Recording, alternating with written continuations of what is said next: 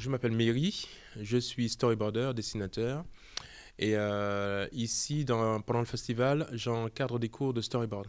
Donc, ce sont des cours qui sont destinés à différents publics. Donc, ça va du CP aux élèves de première. Donc, des élèves qui sont néophytes totalement, que ce soit dans le cinéma, le dessin, à des élèves qui ont déjà une approche du cinéma, comme pour les élèves de première. Le personnage et la boîte. Pas toute la maison. Il faut effacer la maison. Oui. Donc, il y a des principes très simples pour qu'ils puissent facilement dessiner l'expression, l'émotion d'un personnage en jouant sur les sourcils, la hauteur des sourcils dans le visage.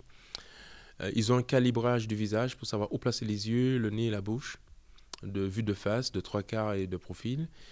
Ensuite, au niveau des émotions, ils ont un principe pour montrer qu'en changeant la hauteur des sourcils, on peut changer l'émotion d'un visage.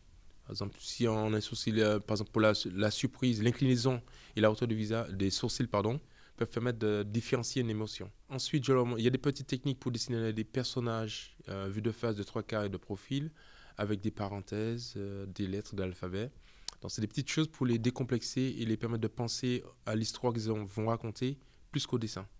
Parce que souvent, le dessin, le fait de ne pas maîtriser le dessin, ça devient un blocage pour faire un storyboard. Du storyboard, puis l'utilité du storyboard pour le tournage, il est très important pour l'animation, pour le film d'animation, et c'est un outil de communication pour le réalisateur de films en prise de vue réelle.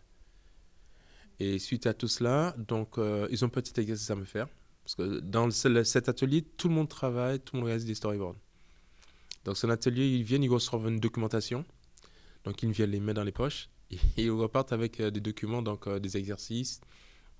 Au moins, comme ça, ils ont un retour de ce qu'ils ont fait. Puis, ça permet aussi de concrétiser un peu dans l'atelier, de se rappeler de ce qu'ils ont fait dans ce festival. Et puis, parfois, pour certains profs ou instituteurs, ils peuvent poursuivre cette activité en classe.